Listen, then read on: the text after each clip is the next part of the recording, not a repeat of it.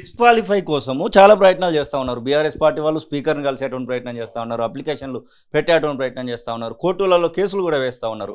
ఎలాంటి వాటి మూలంగా పోతే తొందరగా మనకు జడ్జిమెంట్ రావడానికి అవకాశం ఉంటుంది, వీరిలో అనర్హత వేటు పడడానికి అవకాశం ఉంటుంది. ఇప్పుడు మనం స్వచ్ఛంగా మాట్లాడినట్టయితే స్పీకర్ అనేవాడు ఒక డిసైడింగ్ ఫ్యాక్టర్. ఆయన ట్రిబ్యునల్ కూడా అనాల, అంటే ఒక ట్రిబ్యునల్ అంటే కోర్టుకి ఈక్వల్గా ఉండేది. సో ఆయన దానికి చైర్మన్, ఆ ట్రిబ్యునల్లోనే పాయింట్ డిసైడ్ అవ్వాలి. ఈ మధ్యకాలంలో మనకు జరగట్లేదనే ఉద్దేశంతోనే ఆ మణిపూర్ కేసులో సుప్రీంకోర్టు ఇచ్చినటువంటి జడ్జిమెంట్ ప్రకారం 3 నెలల్లో చేయమన్నారు. కాబట్టి ఇప్పుడు ఎవరైతే ఈ టీఆర్ఎస్ ఎమ్మెల్యేలు వేరే పార్టీలో పోతున్నారో, ఇంకొక చిన్న విషయం మీకు చెప్పాలండి, ఇక్కడ ఎవరైనా కూడా మనం అనర్హత వేటి మీద పిటిషన్ వేయాలంటే అర్హులు ఎవరంటే ఓన్లీ ఎమ్మెల్యేసే. ఇప్పుడు మీరు నేను వేయటానికి లేదు, మనం ఓటు వేయడానికి ఉన్నాం, కానీ వాడు డిఫెక్ట్ అయిపోయింది కాబట్టి వాడు మేము పిటిషన్ వేస్తుంటే మనకు లేదు. సో ఆ రూల్ ఫ్రేమింగ్ అట్లా చేశారు, కాబట్టి అది తప్పు. కాబట్టి మీరు నేను కూడా వేసేటువంటి ఇప్పుడు ఎలక్షన్ పిటిషన్ వేయాలంటే ఒక ఎలక్షన్లో ఒక వ్యక్తి ఓడిపోతే ఆ వ్యక్తి మిగతా వ్యక్తి మీద పోటీ చేయాలంటే ఈవెన్ మనం కూడా వేయొచ్చు. ఏ కామన్ మ్యాన్ అంటే ఒక కామన్ ఓటర్ కూడా ఎలక్షన్ పిటిషన్ వేయొచ్చు. అలాంటి సదుపాయం ఇక్కడ లేదు. ఇక్కడ ఓన్లీ ఎమ్మెల్యేలు అన్నప్పుడు ఆ ఎమ్మెల్యే వేస్తాడో వేయడో వాళ్ళకున్న లాలూచిండో మనకు తెలియదు. ఇప్పుడు మీరు రీసెంట్ మీరు దానం నాగేంద్ర గురించి చెప్పుకొచ్చారు. దానం నాగేంద్ర గురించి ఆల్రెడీ ఒక పిటిషన్ వేశారు వాళ్ళు.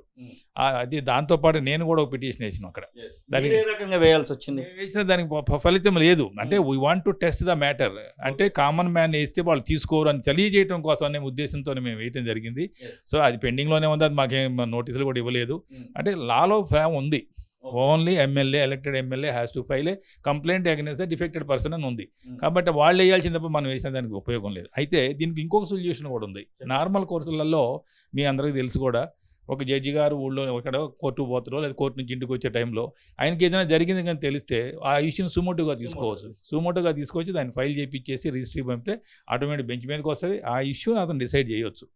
ఆ సదుపాయం కూడా మన జడ్జీలలో తేవాలంటే కొన్ని ప్రజా సంఘాలు రాజకీయ నాయకులు ఎవరో పోయి జడ్జి గారిని చెప్పుకుని ఉంటే చేసే అవకాశం కూడా ఉంటుంది. సుమోటో ఇప్పుడు మీరు ఈ మధ్యకాలంలో చూసుంటారా, తెలంగాణ హైకోర్టు వాళ్ళు కూడా మన ఫోన్ ట్యాపింగ్ విషయంలో సుమోటోగా తీసుకున్నారు. అంటే వాడి కేసు జరుగుతూనే ఉంది, అయినా సుమోటోగా, అంటే దాని యొక్క కేసు యొక్క ఇంటెన్సిటీ అనేది బయటపడటానికి అవకాశం ఉంటుంది. కాబట్టి అదొక అవకాశం ఉంది. ఇక మూడో అవకాశం ఏంటంటే ప్రజలు తిరుగుబాటు చేయాలి.